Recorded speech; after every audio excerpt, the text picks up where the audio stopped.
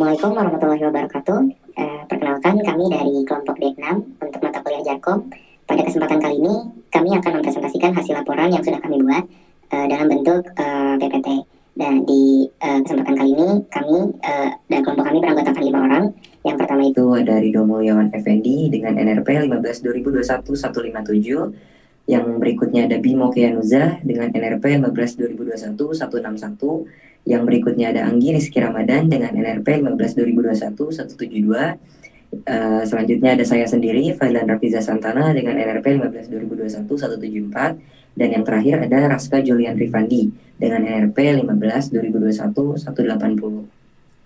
Jadi pada kesempatan kali ini saya akan membuka dengan bagian pemetaan diagram satu garis ke denah ruang.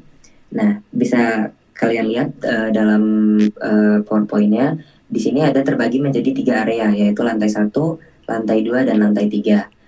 Untuk lantai 1, yaitu area 1, layanan internet ini menggunakan modem tenda F3 dengan router utama menggunakan TP-Link, dan seluruh pengguna menggunakan laptop dan smartphone sebagai device-nya. Untuk lebih detailnya, gambar bisa kalian lihat di PowerPoint-nya, di mana letak router dan wifi-nya juga sudah terlihat di situ. Dan area 2-nya itu seluruh pengguna dilayani oleh router tenda wireless, dan seluruh pengguna juga menggunakan laptop dan smartphone sebagai device. Kemudian untuk peletakan alatnya semuanya juga sudah terlihat di foto yang ada di PowerPoint. Dan area ketiga, yaitu lantai 3, itu seluruh pengguna dilayani oleh router tenda wireless. Lalu seluruh pengguna menggunakan laptop dan smartphone juga untuk device-nya. Dan terakhir ada 2 modem dan 1 switch pada area 3 atau lantai 3. Nah, kemudian ada diagram satu garis yang akan dijelaskan oleh Ridho. Silakan Ridho. Baik, saya izin lanjutkan. Untuk di topologi ini kita akan melihat satu router. Lalu setelah router ini akan dipecah lagi menjadi 2 subrouter, di mana yang pertama ini sebelah kiri, yaitu di lantai 1, ini lantai 2, lantai 3. Nah, nanti akan dipecah lagi menjadi beberapa subrouter lagi, di mana pada subrouter yang R2 ini nanti akan dipecah lagi menjadi 2, lalu pada subrouter yang R1 ini akan menjadi 1 lagi untuk jaringan berikutnya. Lalu kita lanjut ke perhitungannya. Oke, pada main backbone ini dibutuhkan 6 node, yaitu hostnya. Jadi alokasi 192, IP-nya 192.168.100.x. Nah, di sini untuk perolehan mask bit-nya itu ada di 29. Jadi prefix-nya ada di per 29, lalu pemetaan ke IP-nya dapat itu sebagai subnet ID-nya, yaitu sebagai 192.168.100. Lalu broadcast-nya 192.168.100.6, lalu host address range-nya sebagai berikut. Kita lanjutkan ke perhitungan sub backbone-nya. Lalu pada perhitungan sub backbone terdapat 3 node. Ya, jadi alokasi IP-nya di 192.168.101.x, di mana nanti akan diperolehkan mask bit-nya yaitu 29. Lalu pemetaan ke IP-nya itu dapat ditulis sebagai subnet ID-nya kita mendapatkan 192.168.101.0/29, lalu broadcast-nya kita mendapatkan 192.168.101.4, lalu host address range-nya kita dapat dari 192.168.101.1 sampai 192.168.101.3. Lalu selanjutnya ke diagram satu garis di iNetwork akan diajukan oleh teman saya. Silakan Anggi Rizky.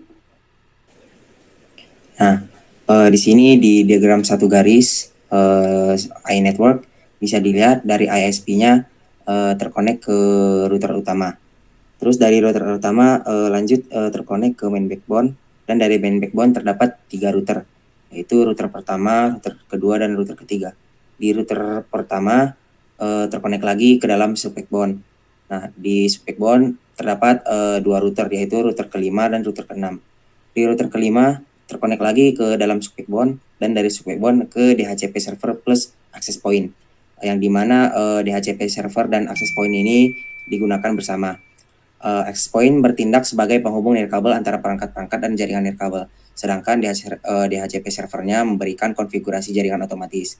Jadi secara umum kombinasi DH server plus access point ini memungkinkan perangkat nirkabel terhubung ke jaringan dengan lebih mudah dan secara otomatis mengoptimalkan administrasi dan pengelolaan jaringan. Dari DHCP Server Plus Access Point ini terdapat terminal laptop.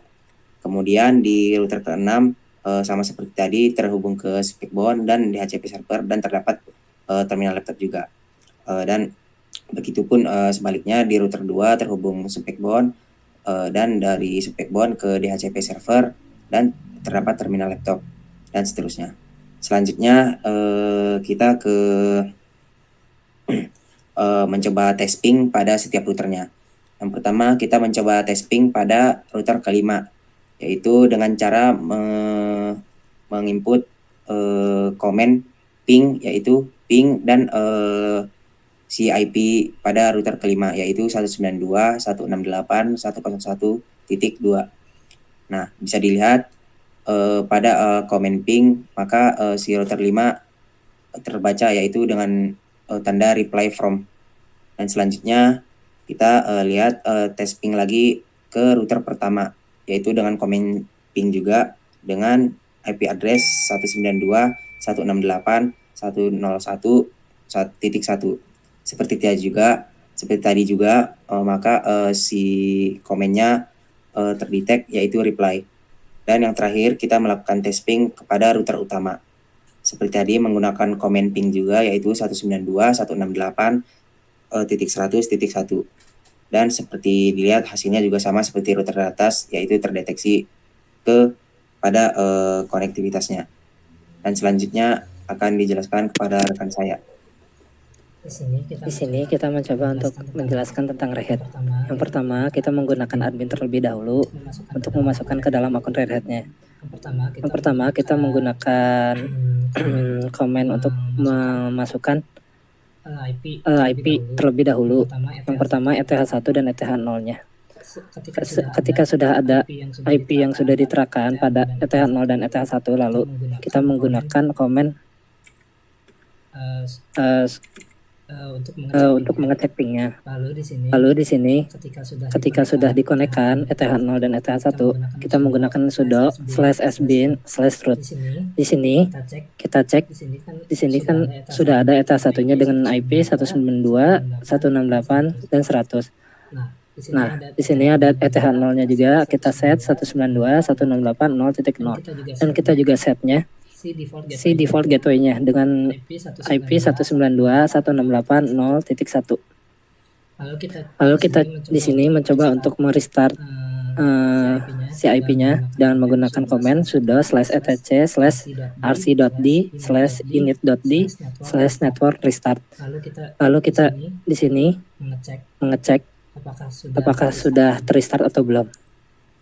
Nah, lalu selanjutnya akan dijelaskan oleh rekan saya Bimo Kianuza.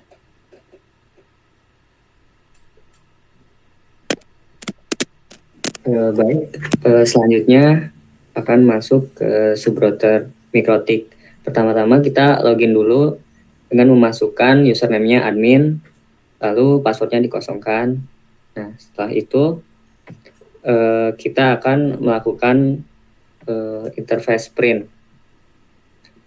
Lakukan pengujian dua interface apakah sudah terpasang. Terlihat di sini sudah terpasang Ether 1 dan Ether 2.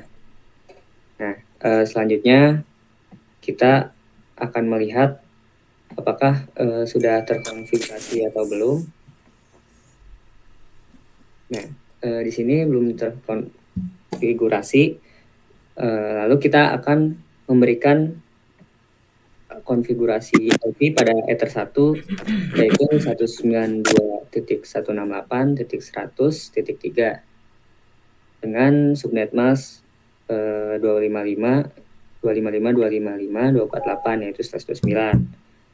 Nah, lalu kita mengset pada Ether 2 192.168.104.1. Setelah itu kita memprint untuk melihat apakah sudah terkonfigurasi atau belum. Sudah terkonfigurasi di sini.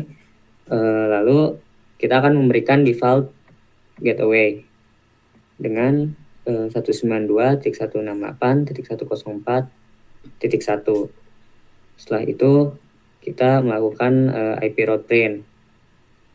Nah, terlihat di sini sudah ada IP route-nya gateway, lalu kita melakukan ping.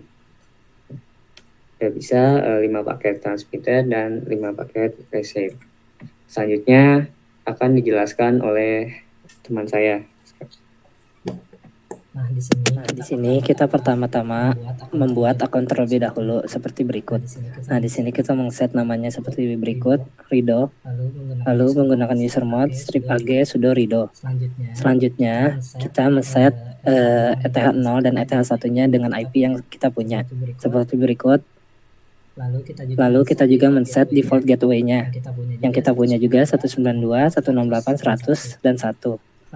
Lalu kita menggunakan command ifconfig untuk mengecek apakah ETH0 dan ETH1-nya masuk ke dalam Ubuntu-nya. Lalu kita cek di sini sudah termasuk. Nah, lalu terakhir kita menggunakan command root seperti berikut. Nah, sini sudah terjalankan si routingannya dengan IP 100.1 dan 101.0. Dan lalu yang terakhir kita menggunakan netstat strip nr, tetapi ini masih kekurangan.